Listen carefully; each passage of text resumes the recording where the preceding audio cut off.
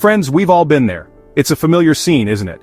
You're sitting at your desk or maybe lounging on your couch and you decide to check your bank account. You open the app or the website and there it is, staring back at you. You're staring at your bank account, the numbers glaring at you like a neon sign in the dark. It's not a pretty sight, and you can't help but feel a knot forming in your stomach.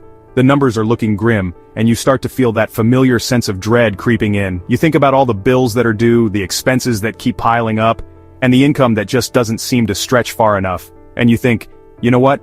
Maybe there's a way out of this. Maybe if I just spend a little more, things will somehow get better. It's a tempting thought, isn't it? The idea that you can spend your way out of financial trouble. I'm just gonna spend my way out of this. You pull out your credit card and start making purchases, convincing yourself that this is the solution. After all, spending money can feel good, like a quick fix to a bad situation. Now most of us realize pretty quickly that this is a terrible idea. The initial rush of spending fades and reality sets in. The bills start coming in, and the debt starts to mount. It's a vicious cycle that's hard to break. Your credit card company might get excited for a hot minute seeing all those transactions, but ultimately it's a recipe for disaster. The interest rates, the fees, the mounting debt, it all adds up, and not in a good way. But ultimately, it's a recipe for disaster. The more you spend, the deeper you dig yourself into a hole. It's a hard lesson to learn, but one that many of us have faced at some point in our lives. So why then, do we keep hearing about governments using this exact strategy? Why do we hear about massive spending plans and stimulus packages? Enter John Maynard Keynes, the economist who whispered into government's ears that maybe, just maybe, a little reckless spending isn't such a bad thing. Enter John Maynard Keynes, the economist who whispered into government's ears that maybe, just maybe, a little reckless spending isn't such a bad thing. Keynes believed that in times of economic downturn, governments should step in and spend money to stimulate the economy. The economist who whispered into government's ears that maybe, just maybe, a little reckless spending isn't such a bad thing. Keynes believed that in times of economic downturn, governments should step in and spend money to stimulate the economy. He argued that this would create jobs, boost demand, and ultimately, pull the economy out of recession. Now, I'm not saying Keynes was a maniac who wanted everyone to drown in debt. He was a product of his time, grappling with the Great Depression and all its horrors. He saw the suffering and the unemployment, and he wanted to find a solution. He was a product of his time, grappling with the Great Depression and all its horrors. The Great Depression was a time of unprecedented economic hardship with millions of people out of work and struggling to make ends meet. Keynes saw this and believed that government intervention was necessary to turn things around. But his ideas, well-intentioned as they may have been, have had a lasting impact, and not always in a good way. This isn't just some dusty economic theory, folks. We're talking about real-world consequences, from skyrocketing debt to sluggish economies. This isn't just some dusty economic theory, folks. Keynesian economics has shaped the way governments respond to economic crises for decades. But it's not without its critics. Some argue that it leads to excessive government debt and can create long-term economic problems. We're talking about real-world consequences, from skyrocketing debt to sluggish economies. The national debt continues to climb, and many economies struggle to achieve sustainable growth. It's a complex issue with no easy answers. So, buckle up as we unpack this whole Keynesian shebang and see if maybe, just maybe, we've learned a thing or two from the past. We'll explore the successes and failures of Keynesian economics and try to understand its place in today's world. It's a journey through history, economics, and the human desire to find solutions to our most pressing problems. Picture this, the 1930s, a time when the world was grappling with one of the most severe economic downturns in history. The world is in the throes of the Great Depression. Unemployment is rampant, economies are in freefall, and the future looks bleak. Factories are shuttered, businesses are closing their doors, and millions of people are out of work, struggling to make ends meet. Bread lines stretch for blocks, and the sense of despair is palpable. People are desperate, and nobody seems to have a clue how to fix it.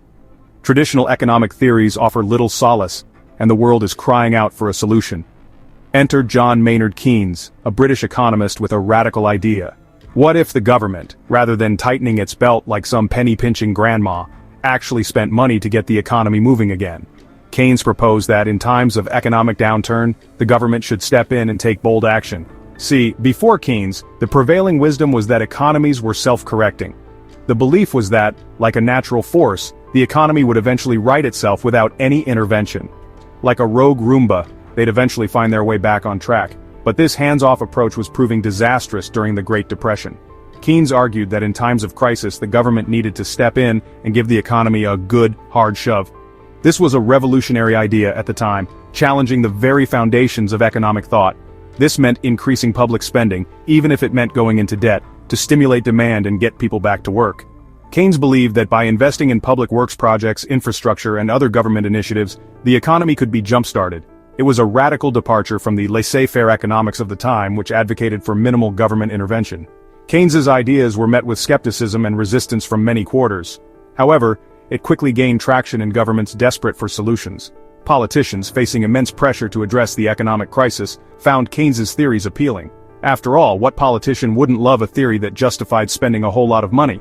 Keynes's ideas provided a framework for governments to take decisive action, and many were eager to embrace this new approach. But as with any good economic theory, the devil is in the details. Implementing Keynesian policies required careful planning and execution. There were debates about the extent and nature of government intervention, and not everyone was convinced. The long-term consequences of Keynesian policies are still debated today. While many credit Keynes with helping to pull the world out of the Great Depression, others argue that his ideas led to increased government debt and other economic challenges. Nonetheless, Keynes's impact on economic thought and policy remains profound, and his ideas continue to influence debates on how to manage economies in times of crisis. So, how does this whole Keynesian thing actually work in practice? Let's break it down step by step. Well, imagine the economy is a car that's stalled out. It's not moving, and it's causing a lot of frustration for everyone involved. Keynesian economists would say the best way to get it moving again is to give it a jump start, much like you would with a car that has a dead battery. And that jump start comes in the form of government spending. But what does that really mean? This spending can take many forms, building bridges and roads which not only create jobs, but also improve infrastructure. Investing in education and healthcare is another form. Better schools and hospitals mean a healthier, more educated workforce. Even just cutting taxes so people have more money in their pockets to spend can be a form of this jumpstart. The idea is that this initial injection of cash will create jobs, putting more people to work and reducing unemployment. This in turn boosts demand for goods and services. When people have jobs, they spend money, which helps businesses thrive. And when businesses are doing well, the economy as a whole starts to hum again, creating a positive cycle of growth and prosperity. But it's not just about spending money willy-nilly. There's a method to the madness. Keynesians also believe in using government policy to fine-tune the economy, much like a mechanic fine-tunes an engine. Think of it like some sort of economic thermostat. If the economy is overheating, adjustments need to be made. If inflation starts to rise, the government can raise taxes or cut spending to cool things down, preventing the economy from overheating. Conversely, if the economy starts to sputter, they can lower taxes or increase spending to give it a boost. This flexibility is key to maintaining economic stability. The goal is to keep the economy running smoothly, avoiding the extremes of high inflation or deep recession. Critics argue that this approach can lead to excessive government debt and inefficiencies, but proponents believe the benefits outweigh the risks. Ultimately, the effectiveness of Keynesian economics depends on how well these policies are implemented and managed. When done right, it can lead to a more prosperous and stable economy, benefiting everyone in society. So while the debate continues, the core idea remains. Strategic government intervention can help steer the economy towards growth and stability. Section 4. A Socialist Toolbox, Keynesianism, and State Expansion. Now here's where things get a little sticky. While Keynes himself wasn't a socialist, his ideas about government intervention in the economy proved pretty darn appealing to socialist leaders around the world. They saw in Keynesianism a justification for expanding the role of the state, increasing taxes, and exerting greater control over the economy. After all, if the government was responsible for managing the economy and ensuring full employment, wouldn't that necessitate a larger, more powerful state? This line of thinking led to the rise of what we now call big government, with vast bureaucracies and sprawling social programs. Now, whether this expansion of government is a good or bad thing is a matter of fierce debate. Proponents argue that it's led to greater social safety nets, improved public services, and a more equitable distribution of wealth. Critics, on the other hand, argue that it's created bloated bureaucracies, stifled innovation, and discouraged individual initiative. Section 5. The American Experiment, Keynesianism across the pond. The story of Keynesianism in America is a bit like a roller coaster ride, periods of giddy enthusiasm followed by stomach-churning drops. It all started with Franklin D. Roosevelt's New Deal, a massive program of government spending aimed at pulling the U.S. out of the Great Depression.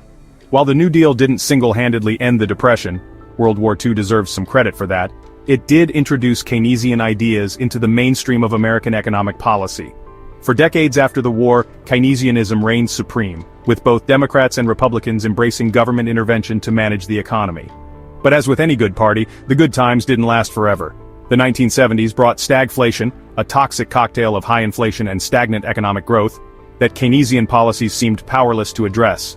This led to a resurgence of free market ideas and a backlash against big government, setting the stage for the Reagan Revolution of the 1980s.